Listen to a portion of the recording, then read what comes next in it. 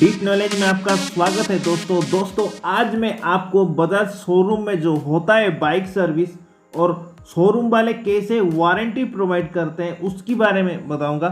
RS200 Pulsar और उसकी authorised mechanic कैसे मेंटेन करते हैं ये चीज़ मैं आपके सामने रख दूंगा। दोस्तों बजाज इंजीनियरिंग ग्रुप पल्सर को एक नया रूप दिया है जो कि RS200 पल्सर यानी रेसिंग स्पोर्ट्स 200 सीसी का बाइक। पर दोस्तों बजाज का यही बाइक 200 सीसी सेगमेंट में सभी बाइक को आउट कर दिया है टॉप स्पीड में और पिकअप के मामले में। R15 V3 155 सीसी बाइक होके भी इसका स्ट्रॉन्ग कॉम्पिटिटर माना जाता है क्योंकि इसका भी टॉप स्पीड RS200 को बीट कर सकता है।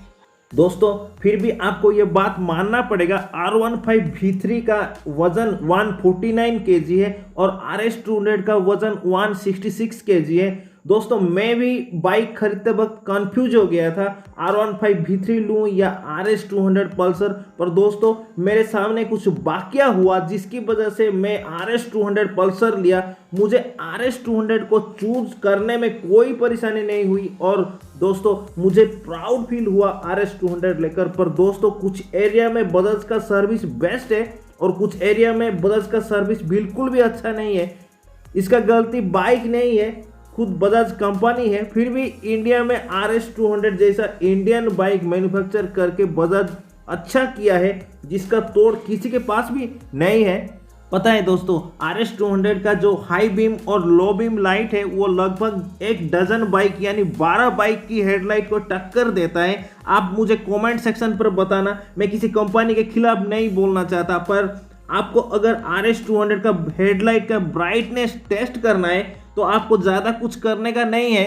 आपको एक काली रात चूज करना है, अमावस्या की रात हो तो अच्छा रहेगा। ऐसे रात में आप बाइक राइड करोगे तो आपको पता चल जाएगा कितना ब्राइटनेस है प्रोजेक्टर लाइट में। दोस्तों ये प्रीमियम रेंज की लाइट है, RS ओनर होने के नाते मुझे प्राउड फील होता है इसी लाइट की वजह से। तो दोस्तों मेन टॉपिक पर चलते हैं। बजाज शोरूम में अगर आप सर्विस करवाओगे तभी आपको जो भी कुछ वारंटी गारंटी है वो मिल सकता है। दोस्तों शोरूम में ज़्यादातर मैकेनिक ट्रेंड नहीं होते हैं, कोई एक या दो होगा जिसके इशारे पे ये लोग काम करते हैं। ज़्यादातर सिटी एरिया में इनका सर्विस अच्छा रहता है। अगर आप NS RS या डोमिनर ले रहे हो तो आप कोई सिटी एरिया से खरीदना और उनसे कांटेक्ट में रहना, तो दोस्तों आपको कोई भी प्रॉब्लम्स नहीं होगा। अगर आप जहां तहां दिखाओगे आपका बाइक को वो लोग समझ नहीं पाएंगे।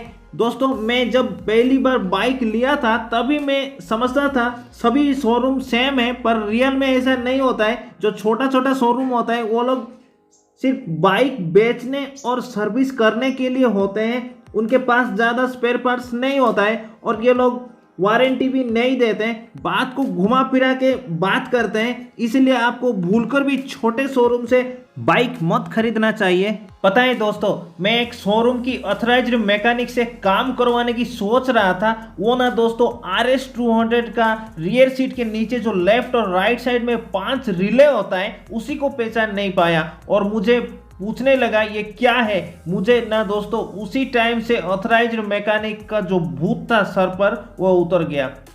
जो बंदा रिले को नहीं पहचान पा रहा है वो क्या सर्विस करेगा बोलो। तो दोस्तों ऐसे होते हैं ऑथराइज्ड मैकेनिक शोरूम में, इसलिए आपको ऐसे पर्सन से दूर ही रहना है, नहीं तो आपकी बाइक का हालत बिगाड़ देंगे। RS NS S या डोमिनर एक ऐसे बाइक है जो ऑन ट्रेंड पर्सन के हाथ में लगना नहीं चाहिए। ध्यान रहे आपको यह बात। कोई ऐसा एक पर्सन जो बाइक का फ्यूल पंप सेंसर, रिले, फ्लोग, multimeter, ECU, throttle body, ABS sensor, injector के बारे में 100% नॉलेज रहना है। ऐसे बंदे से आप बाइक का कोई भी काम करवा सकते हो, चाहे शोरूम हो या आउटसाइड। दोस्तों शोरूम में मैकेनिक लोग कुछ ज़्यादा स्पीड से ही काम करते हैं क्योंकि दूसरा बाइक वेटिंग पर होता है। दोस्तों मैं मैकेनिक नहीं हूँ, फिर भी इतना सारा जानकारी जो मेरे पास है उसी से मैं मेरा खुद का बाइक मेंटेन करता हूँ। तो दोस्तों आप खुद सोच लीजिएगा, मेरे में अगर इतना कुछ नॉलेज है तो शोरूम में जो होते हैं वो मेरे से 10 कदम एडवांस रहना चाहिए, पर क्यों नहीं है वो लोग। तो दोस्तों ऐसे होते हैं शोरूम के जो ऑथराइज्ड मैकेनिक। दोस्तों आप जब भी शोरूम में बाइक लेके जाओगे, बाइक को अच्छे से चमका के वॉश करके जाना। ऐसे में उनके ऊपर मेंटल प्रेशर रहेगा, क्यों ना कहाँ पर भी स्क्रैच ना हो जाए। अगर आप बाइक को गंदा करके ले जाओगे, वो लोग ना दोस्तों आपके बाइक की साफ सफाई से आपको पहचानेंगे। ये बात ध्यान में रखना और उतना इम्पोर्टेंस नहीं देंगे आपकी बाइक को। दोस्तों आप जब भी शोरूम वाले से बात करेंगे, आपको ज़्यादा सजग रहना है। उनके सामने ज़्यादा हंसना भी मत, ज़्यादा इधर उधर का बात भी मत करना चाहिए। दोस्तों वो लोग मैकेनिक हैं, हम लोग कस्टमर हैं, हम कस्टमर की तरह ही उनसे बात कर सकते हैं। अगर हम उनके साथ ज़्यादा फ्रेंडली हो गए तो ये ज़्यादा प्रॉब्लम्स हो सकता है बाद में हमारे लिए। तो दोस्तों उनसे कभी भी झगड़ना भी नहीं चाहिए। पता नहीं कब क्या छोटी सी चीज भी उनको मांगना पड़ सकता है। बजाज का किसी भी बाइक में 5 साल या 3 साल का वारंटी रहता है। तो दोस्तों कुछ पार्ट्स रिप्लेस होता है और कुछ पार्ट्स को मैकेनिक लोग सही कर देते हैं। अगर आप बड़ा शोरूम में आपकी बाइक का सर्विस करवा रहे हो तो आसान होगा वारंटी क्लेम करने में। और दोस्तों सर्विस चार्ज सभी बाइक में कुछ ज़्यादा ही होता है, उस हिसाब से ये लोग का वर्क सेटिस्फेक्शन नहीं लगता है। जब कभी भी आप शोरूम विजिट करोगे, ये लोग स्क्रू या नोट बोल्ट या कोई भी चीज गुम कर देते हैं और दूसरी बाइक का बोल्ट लगा देते हैं। बाइक का स्क्रू को ये लोग ज़्यादा इम्पोर्टेंस नहीं देते हैं। इनका ब्रेन मैकेनिक जैसा होना चाहिए पर असल में नहीं है। दोस्तों अगर आप किसी भी बाइक में कमियां ढूंढने में लग जाओगे, आपको सभी बाइक में कमियां नजर आएगी। और दोस्तों अगर आपको और ज़्यादा लेटेस्ट और एडवांस बाइक चाहिए तो आपके पास बहुत सारे ऑप्शन हैं, पर वो जो सुपर बाइक है वो बिल्कुल भी माइलेज नहीं देता है। 10-15 ऐसे आता है माइलेज, और ऊपर से उसका सर्विस हमारा लोकल मैकेनिक की बस की बात नहीं है। खैर छोड़ो ये सब, फिर लोड चलते हैं शोरूम की ओर। तो दोस्तों अगर आप बजाज का किसी भी बाइक 200 सीसी सेगमेंट का खरीद रहे हो तो आपको एक अच्छे मैकेनिक को भी ढूंढना है, तभी आप बाइक का असली मजा ले सकते हो। नहीं तो आप छोटी छोटी प्रॉब्लम्स के लिए परेशान होते रहोगे नॉर्मल मैकेनिक से काम करवा के। दोस्तों आप अपने बाइक के लिए अच्छे मैकेनिक का चुनाव कीजिए, जैसे कि वो आपको हर प्रॉब्लम्स में आपका साथ देगा। पता है दोस्तों आजकल का बाइक BS4 BS6 है, ऐसे में कोई भी नॉर्मल मैकेनिक डर जाएगा ये सब BS4 BS6 बाइक को रिपेयर करने में। और दोस्तों कुछ मैकेनिक होते हैं एक्सपेरिमेंट करते हैं, आपके बाइक को लेकर एक्सपेरिमेंट करने लगेंगे। प्लीज़ आप लोग ऐसे मैकेनिक को पास मत बाइक को छोड़ना। दुनिया धीरे धीरे लेटेस्ट हो रहा है दोस्तों, सभी बाइक में अभी सेंसर आ गया है और सेंसर अच्छा है।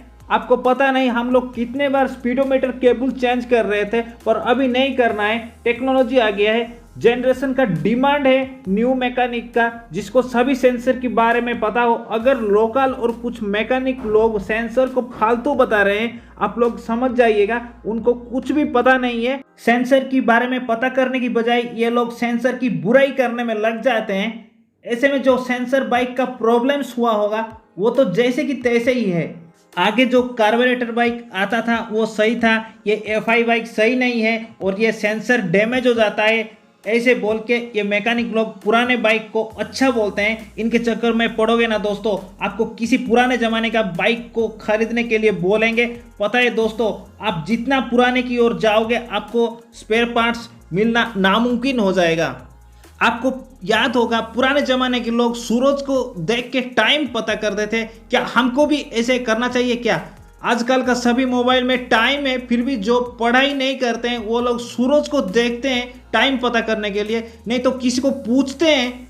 ऐसे ही FI सेंसर बाइक का बुराई करना छोड़कर इनको ट्रेनिंग लेना चाहिए, तभी ये मैकेनिक लोग आज की ज़माने का बाइक रिपेयर कर पाएंगे, नहीं तो इनका काम बंद हो जाएगा। क्योंकि कंपनी और कार्बोरेटर और विदाउट सेंसर बाइक मैन्युफैक्चर करने वाला नहीं है। आप इस बात को याद रखना। ये जो सेंसर को बुराई करने वाले मैकेनिक हैं ये कस्टमर को पुराने ज़माने में ढकेलते हैं। मैं तो कोई साइंटिस्ट नहीं हूँ, फिर भी मुझ में कुछ नॉलेज है बुक पढ़ के सेंसर के बारे में, पर ये लोग क्यों ट्रेनिंग नहीं लेते सेंसर के ऊपर? ये आप लोग उनसे पूछोगे और मुझे कमेंट करना। तो दोस्तों मैं इतना बताना चाहता हूं, आप लोग कभी भी इस टाइप का मैकेनिक से अपने बाइक को दूर रखें जिसको सेंसर के बारे में कुछ भी नॉलेज ना हो। तो दोस्तों ऐसे ही बाइक रिलेटेड ढेर सारा वीडियो मेरे चैनल डीप नॉलेज पर है। वहाँ जो प्लेलिस्ट है RS200 पल्सर, उसमें आपके बाइक का सभी प्रॉब्लम्स का सॉल्यूशन वीडियो में अपलोड कर रहा हूँ। आप लोग जरूर एक बार वॉच कीजिएगा, सर्च कीजिएगा। कोई डाउट हो तो व्हाट्सअप करना। थैंक यू फ्रेंड्स, जय हिंद।